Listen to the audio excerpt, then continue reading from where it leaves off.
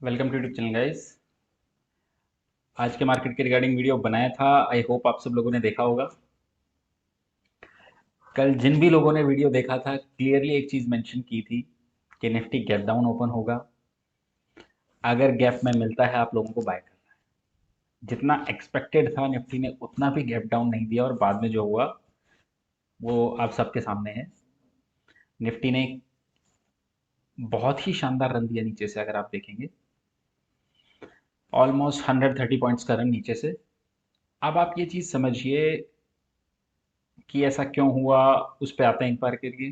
Global market में क्या scene है, कल के मार्केट में क्या करना है और डेटा पॉइंट कैसे। तो लास्ट बहुत से दिनों से हम लोग देख रहे हैं कि जो भी प्रेडिक्शन हमारे हो रहे हैं टच वो ठीक जा रहे हैं सारी चीज़ें। कल चेक करने के लिए सोशल मीडिया मैंने यूट्यूब पे बहुत ही जो चल रहे हैं वीडियोस उनको चेक किया तो ये समझ में आया कि कोई 1000 पॉइंट गिरा रहा है, कोई 6000 निफ्टी को वापस लेके आ रहा है। तो इस तरीके से मार्केट का एनालिसिस होता नहीं है। ओके, ऐसा नहीं होता। अब मैं क्यों बता रहा हूँ वो इसीलिए समझा रहा हूँ साइकोलॉजिकल पीछे कि मार्केट को कैसे आपको रीड करना है। ऐसा हमेशा नहीं हो सकता कि क्रूड बढ़ेगा तो हमेशा इंडियन मार्केट गिरेगा। अगर ये इतना सिंपल होता तो ये समझ लीजिए जब भी क्रूड बढ़ रहा है मार्केट को गिरना चाहिए था और ये तो मतलब बहुत ही इजी ट्रेड हो जाता। बट ऐसा होता नहीं है। अब इस चीज को समझिए कि क्रूड क्यों बढ़ रहा है। अगर देखिए क्रूड का बढ़ने का रीजन ये होता कि मान लीजिए दो जो ऑयल प्रोड्यूसिंग कंट्रीज हैं उनके बीच में कुछ कॉन्फ्लिक्ट चल रहे हैं, कुछ बाकी चीजें हैं, उसकी वजह से क्रूड बढ़ रहा है, तो ये कंसर्न है। या किसी देश ने जैसे यूएस ने ईरान पे सेंशन लगा दिया तो सप्लाई थोड़ी सी रुक गई है, ये एक इशू है। इस वजह से क्रूड बढ़ रहा है तो एक समझ में आता है कि कंसर्निंग है। रीजन क्या है? क्योंकि ये जो प्राइस है ये आर्टिफिशियल है। ओके, और ये सही नहीं है पूरी वर्ल्ड इकोनॉमीज के लिए क्रूड का बढ़ना। लेकिन अब दूसरा फैक्टर आप एक चीज समझिए, अभी क्रूड क्यों बढ़ रहा है। क्रूड बढ़ने का भी रीजन ये है कि डिमांड इतना ज्यादा है। डिमांड पुश बहुत ही ज्यादा हो रहा है एनर्जी सेक्टर में। डिमांड पूरी नहीं हो पा रही, और डिमांड पूरी क्यों नहीं हो पा रही है आप ये समझिए। आप अपने चारों तरफ देखिए कि हो क्या रहा है। बहुत ही जबरदस्त वाला, ये समझिए कोविड के बाद में जो वेव आई है इकोनॉमिक रिफॉर्म्स की, तो बहुत ही जबरदस्त वाला आउटपुट आ रहा है चीज़ों में। आप देखिए कॉटन को देख लीजिए, जो रोज़मर्रा की चीज़ें हैं आप उनको देखिए, प्राइसेस कहाँ पहुंच गए हैं, स्टॉक्स खत्म हो गए हैं। इवन आप जो ये समझ लीजिए क्लोथिंग से रिलेटेड कंपनीज है, कॉटन से रिलेटेड कंपनीज है, आप उनके स्टॉक देखिए कि कहाँ से कहाँ पहुंच गए हैं। ओके, आप टेक्सटाइल स्टॉक्स को देखेंगे कहाँ से कहाँ पहुंच गए हैं। टेक्सटाइल स्टॉक्स के आप इंटरव्यूज पढ़िए, उनका रिजल्ट देखिए, उनका ये कहना है कि मतलब कुछ भी नहीं बचा है। जो इतने सालों की इन्वेंट्री थी कुछ भी नहीं बचा है। घटिया से घटिया माल भी बिक चुका है इस टाइम पे। इस तरीके का इस टाइम पे डिमांड आ रहा है। आप ये चीज़ समझिए।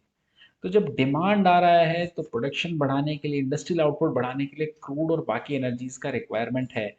इस पे मैं ये डिनाई नहीं करूंगा कि हाँ, थोड़ा आर्टिफिशियल भी चीज़ें हो रही हैं। आर्टिफिशियल डिमांड भी कुछ जगह से की जा रही है। इस पे थोड़ा अगर देखिए डिटेल में भी बात नहीं करेंगे। इसको थोड़ा आप एक ही चीज़ समझिए, अगर आप पूरा हिस्ट्री का पढ़ेंगे तो ये समझ में आएगा। चाइना कई बार इस तरीके की चीज़ें करता है।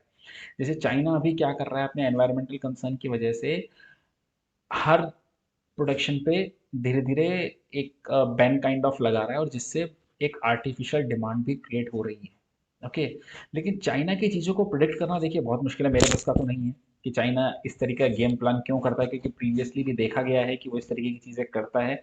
एक बहुत ही सिंपल एग्जांपल है, आप कभी भी ये चीज़ नोटिस कीजिएगा कि जब भी कोई बड़ा इशू आता है चाइनीज मार्केट से रिलेटेड, चाइनीज मार्केट क्लोज रहता है, उनका हॉलीडे रहता है।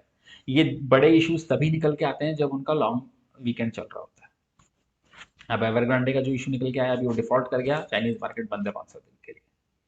तो उनको समझना मुश्किल है। तो देखिए अभी जो हो रहा है हमें सिर्फ उसके अकॉर्डिंगली ट्रेड करना चाहिए। चाइना क्या करेगा क्या नहीं करेगा, 6 महीने बाद क्या होगा, तब का तब देखा जाएगा। अभी मार्केट का सेटअप क्या ऐसा है उसके अकॉर्डिंगली ट्रेड करना चाहिए। ओके, क्योंकि ऐसा नहीं है कि 6 महीने तक आपको अपॉर्चुनिटी नहीं मिलेगी। अगर 6 महीने तक हम यही सोच के चलते रहेंगे कि आज मार्केट गिरेगा गिरेगा गिरेगा, तो हम पूरी रैली मिस कर देंगे। ओके। ओके, तो ये ज्यादा हो गया थोड़ा। अब आ जाते हैं मार्केट्स पे। देखिए डाउ जोन्स में क्या चल रहा है।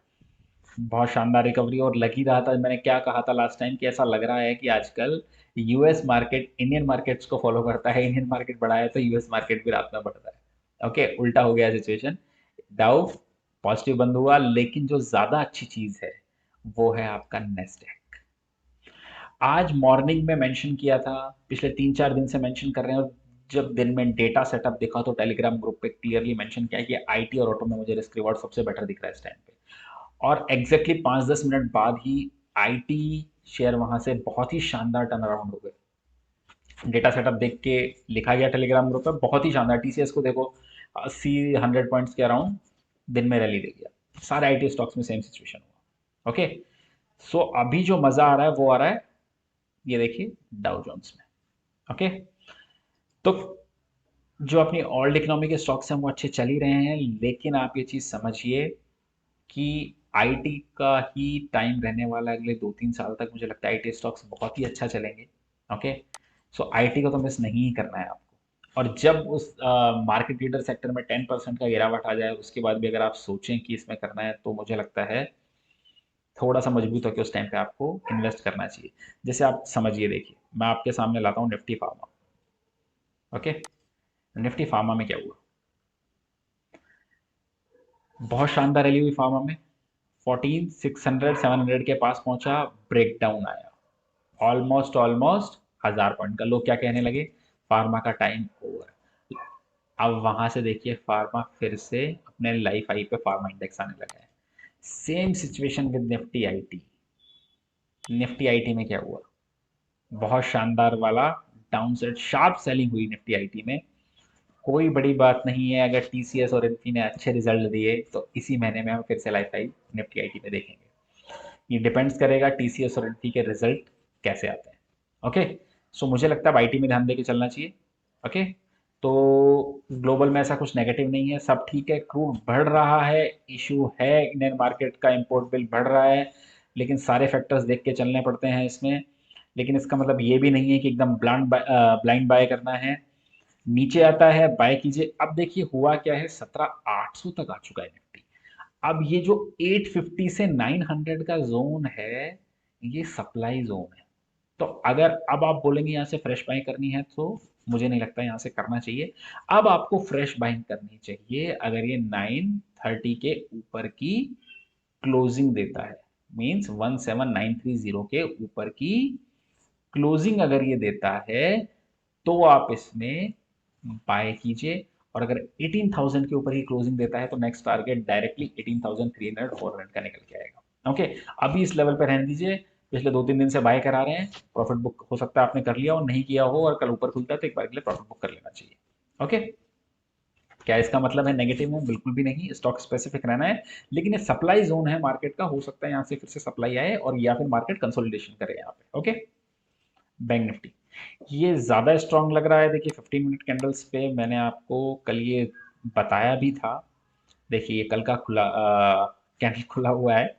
अब देखिए इसमें क्या आपको बताया था, आप ये चीज समझिए क्यों आपको लेवल्स दिए जाते हैं, क्या होता है उनसे। आपको क्या बोला था, 650 के आसपास में जैसे ही क्रॉस करेगा एक ब्रेकआउट आना चाहिए। इसने क्या किया है, देखिए 644 का इस कैंडल का हाई था, उसके बाद में देखिए बहुत ही शानदार अक्यूमुलेशन किया 4-5 कैंडल पे, फ्लैग का ब्रेकआउट दिया और सीधे ऑलमोस्ट 800 तक वहां से गया, 150 पॉइंट का रन दिया। तो इस तरीके से टेक्निकल सेटअप्स होते हैं, आपको पढ़ना चाहिए। मुझे लगता है कि निफ्टी बैंक भी बुलिश है, और एक बार के लिए हो सकता है 38,000 भी टच करने की कोशिश करे। नीचे पे डाउन साइड पे मिलता है, बहुत अच्छा, बाय करके रखिए आप। अब देखिए डेटा कैसा निकल के आया। आज डेटा बहुत ही इंटरेस्टिंग है, देखिए क्यों। जैसा मैंने अभी कहा कि ऊपर के लेवल पे लगता है सेलिंग आनी चाहिए, कंसोलिडेशन होना चाहिए, लेकिन इसका मतलब ये नहीं है कि शॉर्ट करना है। सिर्फ एक ये डेटा है जो ये बता रहा है कि हो सके तो आप ऊपर के लेवल पे भी अपनी पोजीशंस को बनाए रख सकते हैं। मैं बताता हूँ क्यों। आप ये देखिए क्या हुआ है, इंडेक्स लॉन्ग अनवाइंड किए हैं, शॉर्ट्स पे अनवाइंड किए हैं, मोर और लेस न्यूट्रल। स्टॉक्स में future 2800 contracts long, 12,000 contracts short. Mildly negative मान सकते हैं, लेकिन स्टॉक स्पेसिफिक रहेगा, इंडेक्स का ऐसी कोरिलेशन नहीं है। अब देखिए क्या हुआ है, कॉल लॉन्ग लेके गए हैं 10,000, कॉल शॉर्टिंग का डेटा नहीं। याद है आपको, कई बार ऐसा हुआ था कि पुट शॉर्टिंग का डेटा नहीं होता था और शार्प सेलिंग आ जाती थी। बहुत दिनों बाद, इवन अगर मैं कहूँ तो मुझे याद नहीं कि पिछले 2-3 महीने में मैंने ये डेटा देखा हो कि कॉल शॉर्टिंग का डेटा ही नहीं है। इसका मतलब ये है कि वीक ट्रेडर्स निकल रहे हैं, शॉर्ट करने की हिम्मत नहीं हो रही है। ऊपर जा सकता है मार्केट, ये डेटा तो ये इंडिकेट कर रहा है, लेकिन चार्ट ये इंडिकेट कर रहा है कि 900 साढ़े 900 के पास में सप्लाई जोन है, तो वहां पे एक बार रुक सकता है।